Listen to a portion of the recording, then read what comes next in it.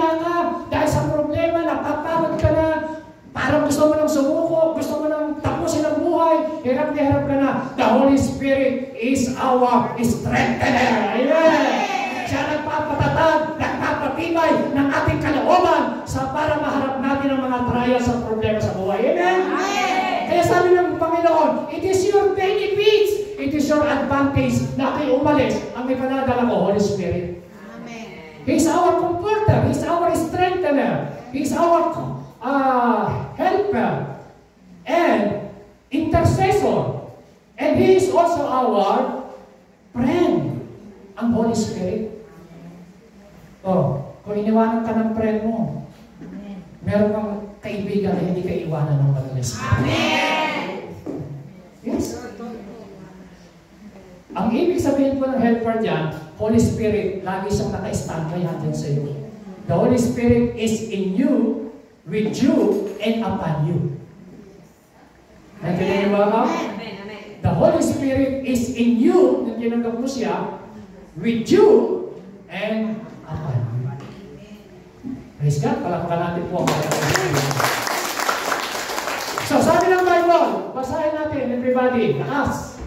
Now the Lord is the Spirit, and where the Spirit of the Lord is, there is freedom. Woo! And we all, with unveiled face, and beholding the glory of the Lord, are being transformed into the same image from the degree of glory to another, for this comes from the Lord who is the Spirit. Kaya niyo po, kung naintindihan niyo po verse na yan, sabi lang, now the Lord is the Spirit. Sabi natin, the Lord is the Spirit. The Lord is the Spirit. Sabi natin, the Lord is the Spirit. The Lord is the Spirit. So sino pong Spirit? The Lord is the Spirit. Amen. Ang Spirito may Diyos.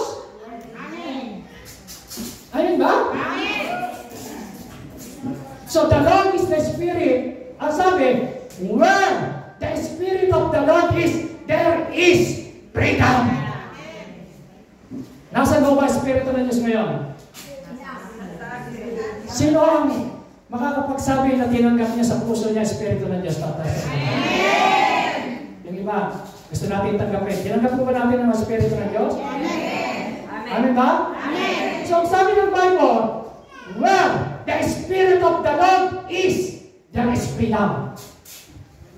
Ang ibig sabihin nito, kung tinanggap mo talaga ang Espiritu ng Diyos sa iyong puso, dahil ang sabi ng Bible, don't you know that your body is the temple of the Holy Spirit? Therefore, glorify God with your body. Honor God with your body.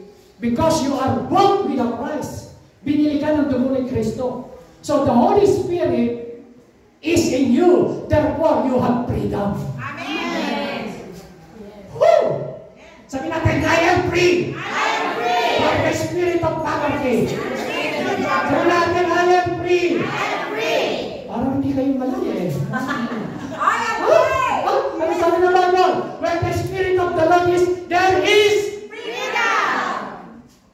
May freedom ka. Isabihin, wala ka na sa pagkaalipin ni Satanas. Hallelujah. Pinalaya na tayo from the spirit of vices. Pinalaya na tayo sa tawid. Hallelujah. Pinalaya na tayo sa sogalan. Pinalaya na tayo sa marites spirit. Hallelujah. Sino ang pinalaya sa marites spirit? Ha? From where the Spirit of God is, there is freedom.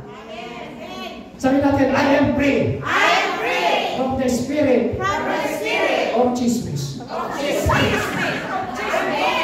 Amen.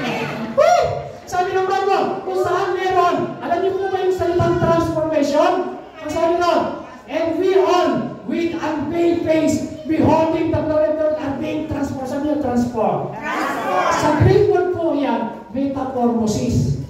Ang metamorphosis po, kung nakakita po kayo ng butterfly, nagsisimula sa tadpole, tapos yung kokon, tapos makikita niyo po magiging butterfly, hindi ka agad merong pakpak. Amen? Amen.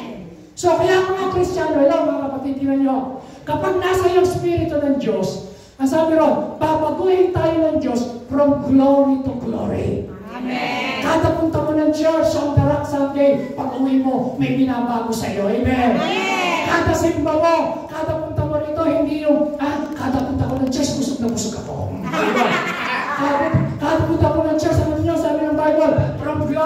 glory, babaguhin ka. Amen? Isang Sunday, tingnan ka sa iyo, pangit na pananalita.